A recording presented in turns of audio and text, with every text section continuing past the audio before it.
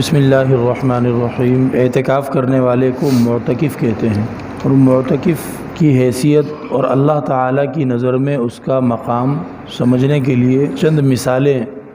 ذکر کی گئی ہیں۔ مثال نمبر 1، معتکف سوالی بن کر اللہ کے در پہ پڑا رہنے والا ہے۔ کوئی سوالی اگر کسی شریف اور مہربان آدمی کے مکان پر آ جائے اور اپنا سوال اس کے سامنے رکھ دے اور منت سماجت کرتے ہوئے رونے دھونے میں یہ کہے کہ میں واپس نہیں جاؤں گا جب تک آپ مہربانی کر کے میرا یہ کام نہیں کر دیں گے، تو انسان جس کی فطرت یہ ہے کہ اس سے مانگا جائے تو اس کو ناگواری ہوتی ہے، اسے برا لگتا ہے، تو وہ انسان اپنی اس فطرت کے باوجود بھی اس طرح مانگنے والے فقیر کی حاجت کو پورا کرنے کی کوشش شروع کر دیتا ہے۔ گویا کہ اندر سے وہ یہ چاہ رہا ہوتا ہے کہ یہ مجھ سے نہ مانگے، لیکن جب فقیر اس کی اس طرح منت سماجت کرتا ہے کہ جی میں تو بس آپ کے پیروں میں آ کے پڑ گیا ہوں، اب میں نہیں جاؤں گا، میں اور کہاں جاؤں، آپ میرا یہ کام کر کے دیں، تو اس فطرت کے باوجود کہ مجھ سے نہ مانگے کوئی، پھر بھی وہ بندہ اس کام کو کرتا ہے۔ اپنی عزت کا مسئلہ سمجھنا کہہ لو یا ترس آ جانا کہہ لو، وہ کام کرنے کے لیے کوشش کرتا ہے، جیسے ہو سکتا ہے ویسے جتنا خود ہو سکے، باقی دوستوں سے رابطے کر کے وغیرہ وغیرہ۔ تو اعتکاف والا اسی طرح اللہ کے گھر میں آ کے پڑ گیا ہے، اور معتکف گویا اللہ تعالیٰ سے یہ کہہ رہا ہے کہ یا اللہ میں تب تک نہیں جاؤں گا جب تک آپ میرے گناہوں کو معاف نہ کر دیں، جب تک آپ میری دعائیں قبول نہ فرما لیں۔ تو جب انسان کا یہ حال ہے کہ وہ اس کی حاجت کو پوری کرنے کی کوشش کرتا ہے، تو اللہ جل شانہ اپنی رحمت سے اس کی حاجت کو، اس کی مغفرت کو، ان چیزوں کو اللہ رب العزت پوری قدرت رکھتا ہے جن پر، کیوں اسے عطا نہیں فرمائے گا؟ اللہ تعالیٰ اس کو ضرور عطا فرمائے گا۔ اور خاص طور پہ جب ہم یہ جانتے ہیں کہ اللہ جل شانہ نے اپنی رحمت کو اپنے غصے پر غالب رکھا ہے، اور اللہ جل شانہ کہتا ہے مجھ سے مانگا کرو، اور ایک حدیث میں آتا ہے کہ جو لوگ اللہ سے نہیں مانگتے اللہ ان سے ناراض ہے، جو اللہ سے مانگتے ہیں اللہ ان سے راضی ہے۔ تو اللہ کو تو مانگنا اچھا بھی لگتا ہے، جب اللہ سے کوئی مانگے تو اللہ کو اچھا لگتا ہے۔ تو جب آپ معتکف کو لے لیجئے کہ وہ اللہ کے گھر میں آ کے پڑ گیا اور مانگنے کے لیے آیا ہے، تو اللہ تعالیٰ کی رحمت اور خوشنودی اس کو ضرور حاصل ہوگی۔ مثال نمبر 2، معتکف اللہ کے گھر میں بسیرا کرنے والا ہوتا ہے۔ جیسے کہ کوئی پرندہ ہوتا ہے تو وہ جہاں پر بھی ہو اسے اپنے گھونسلے میں واپسی کی یکسوئی ہوتی ہے، پوری توجہ ہوتی ہے، اور وہ اپنے گھونسلے تک واپس آتا ہے۔ تو جو معتکف ہے جب وہ اللہ کے گھر میں آ کے بیٹھ گیا تو اس کی پوری توجہ اللہ جل شانہ کی طرف ہو گئی، اور اللہ تعالیٰ سے بڑے گہرے درجے کی امید اور آس لگائے بیٹھا ہے کہ اللہ تعالیٰ ضرور اس کو، اس کے ماں باپ کو، اولاد کو بخش دیں گے۔ اور اللہ رب العزت تو خود اعلان بھی کروا رہے ہیں، روز حدیث میں آتا ہے کہ فرشتہ اللہ کی طرف سے اعلان کرتا ہے الا من مستغفر فاغفر له، کوئی ہے گناہوں کی بخشش چاہنے والا کہ ہم جس کے گناہ معاف کر دیں۔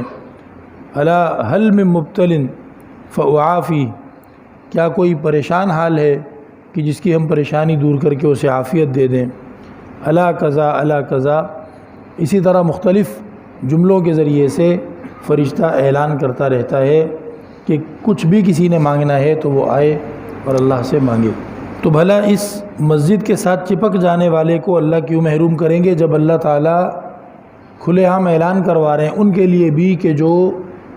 مسجد میں آ کر نہیں بیٹھے، ان کے لیے بھی فرشتہ اعلان کر رہا ہے نا کہ مغفرت مانگنے والا کوئی ہے تو آئے، پریشانی میں پھنسا ہوا بندہ کوئی ہے تو آئے۔ تو یہ تو پہلے سے آیا بیٹھا ہے، تو اس کو اللہ تعالیٰ کیوں محروم کریں گے؟ اللہ رب العزت اپنے وعدے کے خلاف کبھی بھی نہیں کرتے، اللہ کا وعدہ سچا ہے۔ قرآن کریم میں ہے کہ ان وعد اللہ حق فلا یغرنکم الحیات الدنیا ولا یغرنکم باللہ الغرور، کہ اللہ کا وعدہ سچا ہے تو تمہیں دنیا کی زندگی دھوکے میں نہ رکھے، اور کوئی دھوکے باز یعنی شیطان تمہیں اللہ کے وعدے کے بارے میں دھوکے میں نہ رکھے۔ مثال نمبر 3، حضرت عطا خراسانی فرماتے ہیں معتکف کی مثال بالکل ایسی ہے جیسے اس نے مولا کریم کی چوکھٹ پر سر رکھ دیا اور یوں کہہ رہا ہے کہ جب تک میری بخشش نہیں فرمائیں گے میں سر نہیں اٹھاؤں گا۔ بندے کو بھی اپنے اظہار عبودیت کا معبودی حقیقی کے در پر بہترین موقع ملتا ہے۔ ہمارے ساتھی تھے تو وہ بتاتے تھے کہ جی وہ ان کے گھر میں کوئی رشتہ دار آتی ہیں اور وہ ان کی ایک بہن کا رشتہ اپنے بیٹے کے لیے مانگتی ہیں، اور وہ والد صاحب کافی منع کر چکے ہیں، اور اب والد صاحب باقاعدہ ان کے اوپر غصہ کرتے ہیں کہ بھئی نہیں آیا کرو، ہم نے آپ کو منع کر دیا ہے، ہم آپ کو رشتہ نہیں دیں گے، مت آیا کرو۔ پھر ایک دن وہ کہنے لگے کہ والد صاحب نے ہاں کر دی ہے ان کو اور ان کو رشتہ دے دیا ہے، اور وجہ اس کی یہ بنی کہ ایک دن وہ خاتون تشریف لائیں اور انہوں نے آ کر، ہمارے والد صاحب چارپائی پہ بیٹھے تھے تو وہ آ کر نیچے زمین پر بیٹھ گئیں اور والد صاحب کی جوتی پر ہاتھ رکھ دیا، اور والد صاحب ان کو غصہ بھی کر رہے تھے اور دوسری طرح بھی کہہ رہے تھے کہ مہربانی کرو اٹھو یہاں سے، یہاں نہیں بیٹھو، ادھر چارپائی پہ جا کے بیٹھو، لیکن وہ وہیں پہ بیٹھی رہیں اور وہ زبان سے کچھ بھی نہیں کہہ رہی تھیں، بس بیٹھ گئیں اور جوتی پہ ہاتھ رکھ دیا اور اٹھ بھی نہیں رہیں اور وہیں بیٹھی رہیں۔ وہ کتنے منٹ وہ اسی طرح بیٹھی رہیں یہاں تک کہ والد صاحب نے کہا اچھا ٹھیک ہے۔ تو دیکھیں جب ایک انسان کا حال یہ ہے کہ آپ اس کے سامنے جب بیچارگی اور بے بسی اور عاجزی کا اظہار کرتے ہیں اور اس کے اندر اگر انسانیت موجود ہوتی ہے تو وہ اپنے بڑے بڑے فیصلے بھی بدل لیتا ہے۔ تو اللہ جل شانہ جو کہ ہے ہی مہربان اور کریم، جو کہ ہے ہی عنایت کرنے والا، تو عطا خراسانی رحمۃ اللہ علیہ نے جو فرمایا کہ اعتکاف والے کی مثال تو ایسی ہے گویا کہ مولا کریم کی چوکھٹ پہ آ کے سر اپنا رکھ دیا اور اب چپ چاپ وہاں بس سر رکھ کے بیٹھا ہوا ہے۔ اب بھلے وہ لمبی دعائیں نہ بھی اس کو مانگنی آتی ہوں اور شاید بہت زیادہ محنت وہ نہ بھی کر سکے، تب بھی وہ چپ چاپ آ کے بیٹھ گیا ہے نا پیروں میں اور چوکھٹ پہ سر رکھ دیا ہے نا اس نے، تو انشاءاللہ اللہ رب العزت کی رحمت اور خوشنودی حاصل کر کے ہی اٹھے گا۔ مثال نمبر 4، فتاوی عالمگیری میں ہے کہ معتکف اپنی تمام حاجتیں دنیا کی اور آخرت کی، دنیا کی اور دین کی، ان کو چھوڑ چھاڑ کر اپنے آپ کو بالکل عبادت میں اور اللہ تعالیٰ کی رضا ڈھونڈنے میں لگا دیتا ہے، اللہ رب العزت کی یاد میں لگ جاتا ہے، اور ایک نماز کے بعد اگلی نماز تک مسجد میں رہنا یہ خاص عمل اس کو حاصل ہو جاتا ہے۔ اذان اور جماعت کا بہت خیال رکھنا پڑتا ہے اس کو، ظاہر ہے اب ایسا تو نہیں ہو سکتا کہ مسجد میں موجود ہو اور جماعت سے نماز نہ پڑھے، ایسا تو نہیں ہو سکتا مسجد میں موجود ہو اور اذان ہو چکی ہے لیکن اس کی تیاری نماز کی نہیں ہو پائی، یہی انتظار کرتا ہے کہ نماز کے بعد اگلی نماز کتنے بجے ہے اور کیسے ہے اور اس کے حساب سے میں تیار رہوں۔ تو یہ ایک نماز کے بعد دوسری نماز کے انتظار والی خصوصیت اس کو حاصل ہو گئی، اور حدیث میں آتا ہے لا یزال احدکم فی الصلاۃ ما دامت الصلاۃ تحبسہ، کہ تم میں سے ہر شخص نماز کے اندر ہی شمار ہوتا ہے جب تک کہ نماز میں اس کی سوچ پھنسی رہتی ہے، جب تک کہ اس کی سوچ نماز میں پھنسی رہتی ہے، نماز اس کو روکے رکھتی ہے دوسرے کاموں سے، مسجد کے باہر جانے سے، تو اسے پورا ٹائم نماز کی حالت کا ثواب ملتا رہتا ہے۔ تو معتکف کو یہ ثواب اور بھی کامل درجے کا ملے گا کیونکہ وہ تو نماز کی جگہ چھوڑ کر کہیں جا ہی نہیں رہا۔ تو انتظار الصلاۃ بعد الصلاۃ، ایک اور حدیث میں آتا ہے فذالکم الرباط، کہ یہ رباط کی طرح ہے۔ رباط اسی کو کہتے ہیں اسلامی سرحد پر چوکیداری کرنا، پہرے داری کرنا، تو یہ ایسا ثواب اس کا ملتا ہے۔ معتکف کی 5ویں مثال ایک حدیث سے سمجھ آتی ہے کہ اسے ہر وقت با جماعت نماز کی حالت میں رہنے کا ثواب ملتا ہے۔ حدیث میں آتا ہے کہ فَإِن قَامَ مِن مُصَلَّاهُ فَجَلَسَ فِي الْمَسْجِدِ يَنْتَظِرُ الصَّلَاةَ لَمْ يَزَلْ فِي صَلَاةٍ حَتَّى يُصَلِّيَ، اور بخاری کے الفاظ ہیں لم تزالوا فی صلاۃ منذ انتظرتموها، کہ مطلب ان حدیثوں کا یہی ہے کہ ایک نماز کے بعد اگر وہ وہیں نماز کی جگہ پہ موجود رہے اور اگلی نماز کا وقت آ جائے تو وہ جس نماز کو ختم کر چکا ہے اس نماز کی حالت میں ہی شمار ہوتا رہے گا۔ جس نماز کو یہ ختم کر چکا ہے وہ جماعت کے ساتھ اس نے پڑھی ہے،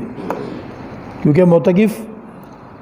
کے لیے شرط یہی ہے کہ ایسی جگہ پر اعتکاف کرے جہاں کم سے کم 5 نمازیں جماعت کے ساتھ قائم کی جاتی ہوں۔ تو جماعت کے ساتھ اس نے نماز پڑھی ہے، اور نماز ختم ہونے کے بعد جب اسی نماز کی جگہ پر موجود ہے، وہیں بیٹھا ہے، تلاوت کر رہا ہے، ذکر کر رہا ہے، یا دین کے سیکھنے سکھانے کی کوئی ترتیب میں جڑا ہے، تو اس کو جماعت کی نماز والا ثواب اتنے گھنٹوں تک ملتا رہے گا۔ اب ان گھنٹوں کا، ان منٹوں کا حساب بندہ خود ہی کر لے۔ اعتکاف اکثر جامع مسجد میں ہی ہوتا ہے جہاں جمعہ کی نماز بھی ہوتی ہے، اور جامع مسجد میں 1 رکعت کا 500 رکعت کے برابر ثواب ملتا ہے، تو 4 رکعت کا ثواب 2000، اور 2000 کو جماعت کی نماز کی وجہ سے 27 گنا بڑھا دو۔ جب 27 گنا بڑھایا تو 28ویں یہ خود ہوئی یہ نماز جو پڑھی ہے، پھر اسی کے اوپر 27 مزید اس پہ ایڈ کرنے ہیں تو 54,000 ہو گئی، اور پھر رمضان شریف میں ایک فرض کا ثواب 70 گنا ہو جاتا ہے۔ اب 54,000 کو 70 سے ضرب دیا تو 37,80,000 ہو گئے۔ لہٰذا اعتکاف کرنے والے کو ہر منٹ 37,80,000 فرض پڑھنے کے برابر ثواب ملتا ہے،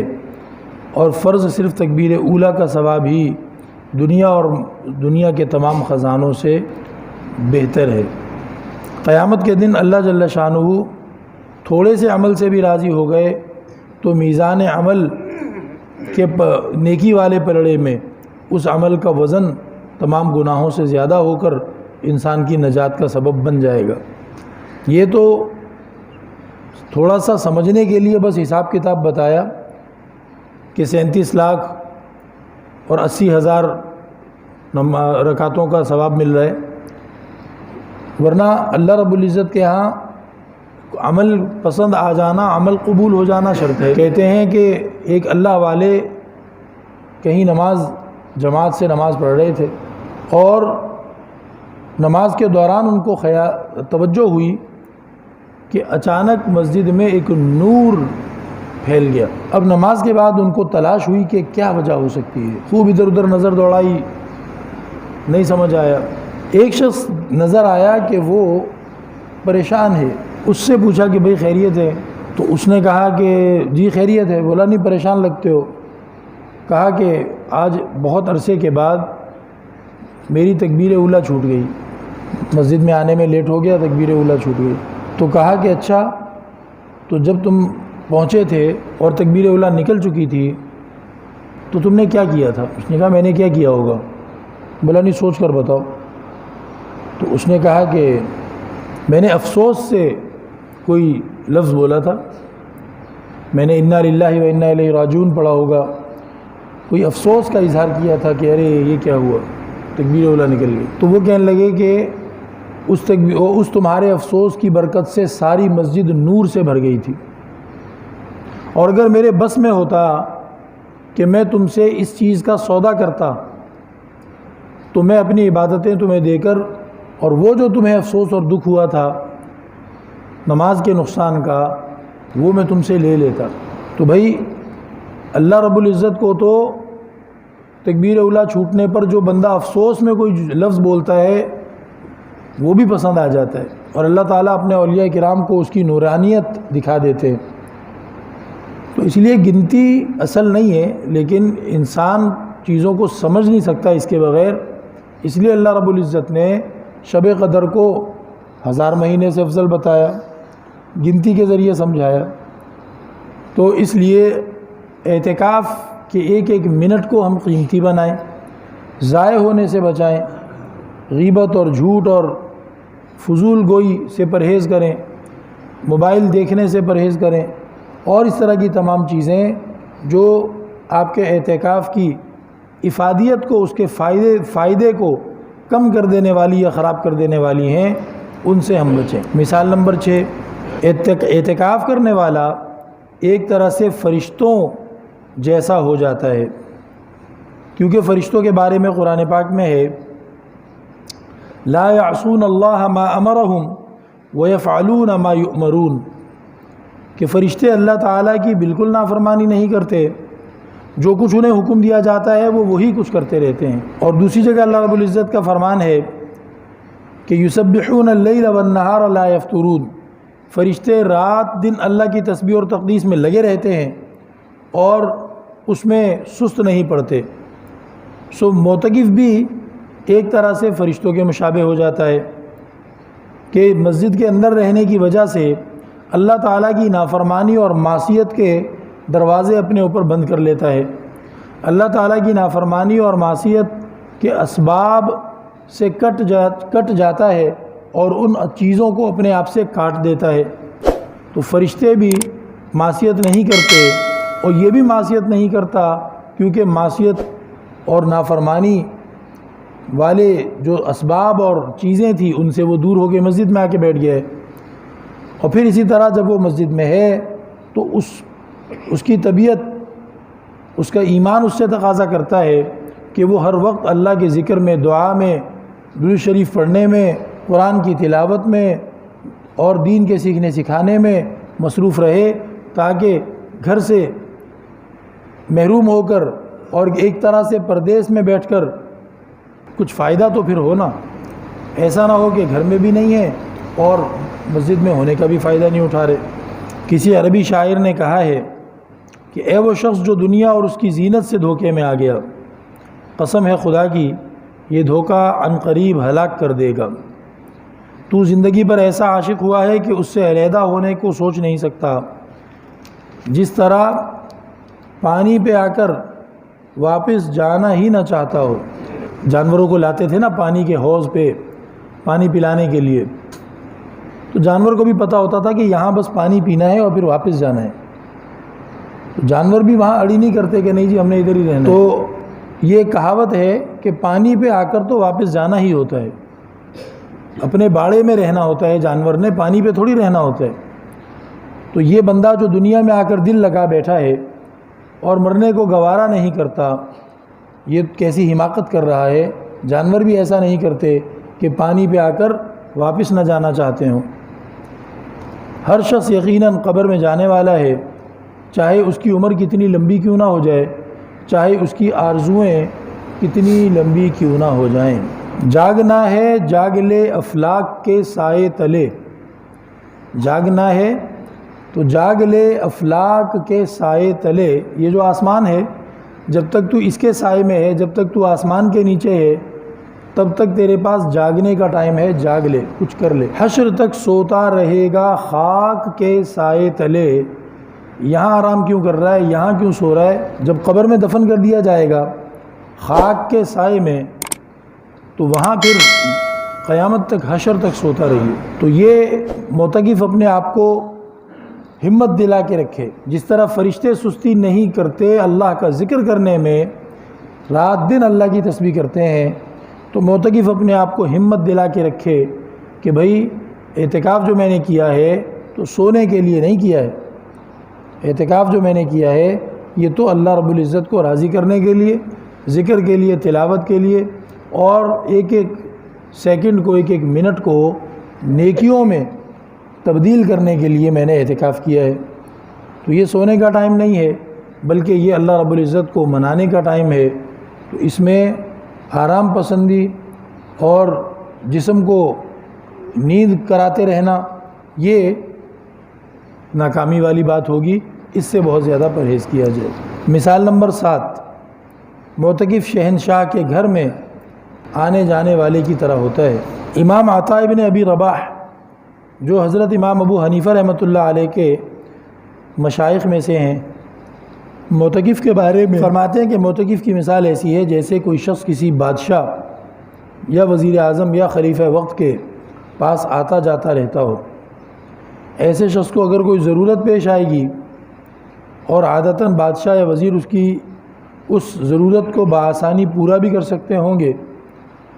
اور بادشاہ کو یا وزیر کو اس کی اس ضرورت کا پورا پتہ بھی چل جائے،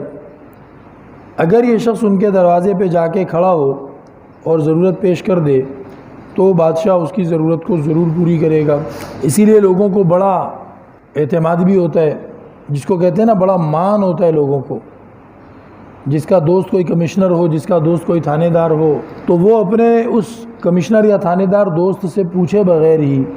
وہ کہیں کھڑا ہو کر دعویٰ کر دیتا ہے کہ یہ کام ہو جائے گا، مسئلہ نہیں ہے، کمشنر صاحب میرے دوست ہیں، حالانکہ کمشنر صاحب سے پوچھا نہیں ہے۔ تو اسی طریقے پہ جب انسان کو اپنے جیسے کسی دوسرے انسان سے، کہ جس کے پاس ذرا سا بس اختیار عارضی طور پہ آ گیا ہے، اتنی گہری توقع ہوتی ہے، ایسی امید ہوتی ہے، تو پھر اللہ جل شانہ سے کتنی توقع اور کتنی امید رکھنی چاہیے، اس کا اندازہ ہم کر لیں۔ جبکہ اللہ رب العزت قادر مطلق ہے، حاجت روا ہے۔ آپ کا وہ تھانے دار یا کمشنر یا وزیر اعظم یا بادشاہ جو دوست ہے، اول تو اس کے اختیار مطلق نہیں ہے، یعنی کتنے کام ایسے بھی تو آ جاتے ہیں کہ بادشاہ کا بھی جہاں بس نہیں چلتا۔ اللہ رب العزت کے لیے کوئی کام ایسا نہیں ہے، اللہ تعالیٰ ہر چیز پر پوری قدرت رکھتا ہے۔ اور بعض مرتبہ بادشاہ کا بس تو چلتا ہوتا ہے، لیکن وہ کسی تکبر میں، کسی مستی میں، یا کسی وقتی غصے میں یا کسی بھی جذبے میں آ کر وہ آپ کا کام نہیں کر کے دیتا۔ اللہ جل شانہ تو حاجت روا ہے، اللہ رب العزت کا غضب اللہ کی رحمت پر کبھی غالب نہیں آ سکتا، اللہ کی رحمت غالب رہتی ہے۔ تو اللہ تو حاجت روا ہے، اور اللہ کی قدرت اور اختیارات میں بھی سب کچھ ہے۔ تو اس لیے اللہ سے جو ہمیں امید ہونی چاہیے وہ بادشاہ اور وزیر اور کمشنر وغیرہ سے زیادہ، بہت ہی زیادہ بڑھ کر ہونی چاہیے۔ تو اب معتکف جو ہے وہ ایسے رب کے دروازے پر آ کے پڑ گیا ہے، چاہے وہ زبان سے اپنے کام اللہ کو نہ بھی بتائے، جب وہ آ کے پڑ گیا ہے تو اللہ رب العزت اس کو ضرور عطا فرمائیں گے۔ گویا کہ وہ کہہ رہا ہے کہ میں اس در پہ آ کے سر ڈال کے بیٹھ گیا ہوں، اب یہ دروازہ ایسا نہیں کہ مانگے اور نہ ملے، جو اپنی حاجات چاہے دین کے حساب سے ہوں، چاہے دنیا کے حساب سے ہوں، چاہے آخرت کے حساب سے دل میں ہیں، وہ ضرور پوری کرا کے جاؤں گا۔ اپنی تمام پریشانیاں، مصیبتیں، حادثے، فکریں، غم، رنجش جو بھی اس کو لگے ہوئے ہیں، ان سب کا سبب یہی ہے کہ میں نے اللہ کی نافرمانیاں کی، میں نے غلطیاں کی، لہٰذا اب میں اپنے تمام گناہوں کے ساتھ اپنی اور تمام ایمان والوں کی مغفرت مانگنے آیا ہوں، اور نیک حاجتیں پوری کرانے کی التجا لے کر آیا ہوں۔ تو اللہ رب العزت اپنے فضل و کرم سے اس کو ضرور نوازیں گے۔ قرآن پاک میں اللہ رب العزت نے اپنے بارے میں بتایا ہے فَإِنَّكَ أَهْلُ التَّقْوَى وَأَهْلُ الْمَغْفِرَةِ، جو کہ قرآن پاک سے یہ مضمون حاصل ہوتا ہے۔ تو اللہ رب العزت، نبی پاک علیہ السلام اپنی دعاؤں میں اس کو دہرایا کرتے تھے کہ یا اللہ آپ ہی تقوی عطا فرمانے والے ہیں اور آپ ہی مغفرت فرمانے والے ہیں۔ تو معتکف کو بھی اسی طرح اعتماد اور یقین کے ساتھ اللہ سے مانگنا چاہیے، اور غیر معتکف کو بھی جب بھی ہم اللہ سے دعا کریں ہم اس انداز سے اللہ سے مانگیں کہ یا اللہ تو ہی عطا فرمانے والا ہے، تو ہی معاف کرنے والا ہے، تیرے ہی قابو میں، اختیار میں ہر چیز ہے۔ حدیث میں آتا ہے فَلْيَعْزِمِ الْمَسْأَلَةَ، کہ جب اللہ سے دعا مانگو تو پکی ٹھکی مانگو، پکی ٹھکی دعا مانگو، یا اللہ کر دے، یا اللہ کر دے، تو کر سکتا ہے میرے مالک۔ دعا مانگنے میں شک والا انداز نہیں ہونا چاہیے، دعا مانگنے میں ایسے نہیں کہنا چاہیے کہ یا اللہ جیسا تو چاہے ویسا کر دے۔ فَإِنَّ اللَّهَ لَا مُكْرِهَ لَهُ، اللہ رب العزت ویسا ہی کرے گا جیسا وہ چاہے گا۔ اللہ کے اوپر زور زبردستی کوئی کر ہی نہیں سکتا، اللہ کے اوپر زور زبردستی کوئی کر ہی نہیں سکتا۔ تو دعا مانگنے والا جو کہہ رہا ہے کہ یا اللہ ایسا ہی کر دے جیسا میں مانگ رہا ہوں، تو وہ اس لیے تھوڑی کہہ رہا ہے کہ وہ زبردستی کر رہا ہے اللہ پہ، بلکہ وہ یقین کی وجہ سے کہہ رہا ہے کہ میرا اللہ دعاؤں کو قبول کرنے والا ہے اور وہ دعا قبول کرے گا۔ اس یقین کی وجہ سے وہ پکا ٹھکا اللہ رب العزت سے مانگتا ہے۔ اللہ تعالیٰ نے قرآن کریم میں اپنے بارے میں فرمایا کہ بِأَنَّ لَهُم مِّنَ اللَّهِ فَضْلًا كَبِيرًا، اللہ تعالیٰ کے پاس ایمان والوں کے لیے بہت بڑا فضل ہے۔ اسی طریقے پہ فرمایا کہ لا تقنطوا من رحمت اللہ، اللہ کی رحمت کے بارے میں اپنی امید کبھی کم نہ ہونے دینا، مکمل پر امید رہنا۔ اللہ تعالیٰ سارے گناہوں کو معاف فرما دیتا ہے، اور بے شک اللہ تعالیٰ سب سے بڑا گناہوں کو معاف کرنے والا اور بے انتہا رحم کرنے والا ہے۔ تو یہ اچھی اچھی ساری مثالیں ہیں جن کے ذریعے ہمیں بہت ساری سلیقے کی باتیں بھی پتہ چلی، اللہ سے مانگنے کا طور طریقہ اور سلیقہ بھی پتہ چلا، اور اس کے علاوہ معتکف کے بارے میں پتہ چلا کہ اللہ جل شانہ کی نظر میں اس کا کیا مقام ہوتا ہے، اس کو اللہ تعالیٰ سے اپنا رشتہ کس طرح محسوس کرنا چاہیے، اور اس رشتے کو کس طریقے پہ اسے چاہیے کہ گویا کیش کرے اور اس کا فائدہ اٹھائے، اور اللہ تعالیٰ سے اپنی بھی مغفرت کرائے، اپنے والدین کی مغفرت کرائے، اپنے اعزاء اقارب کی گھر بار کی مغفرت کرائے، اور دین کی، دنیا کی، آخرت کی کامیابیاں اور خیریں مانگے۔ سنت علی الکفایہ ہونے کا ایک حق یہ ہے کہ پورے علاقے کی خیر برکت کے لیے دعا مانگی جائے۔ آپ پورے محلے اور پورے علاقے کی طرف سے بیٹھے ہیں نا، مسئلہ آپ کو یاد ہوگا کہ اعتکاف میں پورے محلے والے سب کے سب نہ بھی بیٹھیں، کچھ لوگ بیٹھ جائیں تو سارے محلے کی طرف سے وہ ڈیوٹی ادا ہوتی ہے۔ تو آپ اپنی دعا میں اس کو شامل بھی کر لیں گے تو دعا میں شامل کرنے کی وجہ سے آپ کو اجر ملے گا، ورنہ اللہ کو تو پتہ ہی ہے کہ یہ سنت علی الکفایہ ہے، اس کی خیر برکت محلے والوں کو بھی ملنی چاہیے اور اعتکاف کرنے والے کو تو زیادہ ہی ملے گی۔ لیکن اب اگر وہ اہل علاقہ کی ہدایت کو، ان کی خوشگوار زندگی کو، امن عافیت کو اپنی دعا میں بھی شامل کر لیتا ہے تو اس کو ان کے حق میں دعا مانگنے کی وجہ سے جو اجر ملے گا وہ اس کے لیے بونس ہے، وہ اضافی چیز ہے۔ تو اس طریقے پہ جب ہم اعتکاف میں وقت گزاریں گے انشاءاللہ العزیز، اللہ رب العزت ہمارے ایک ایک منٹ کو ہمارے لیے آخرت میں افتخار کا، عزت کا اور خوش ہونے کا ذریعہ بنا دے گا۔ اللہ تعالیٰ مجھے آپ کو عمل کی توفیق نصیب فرمائے۔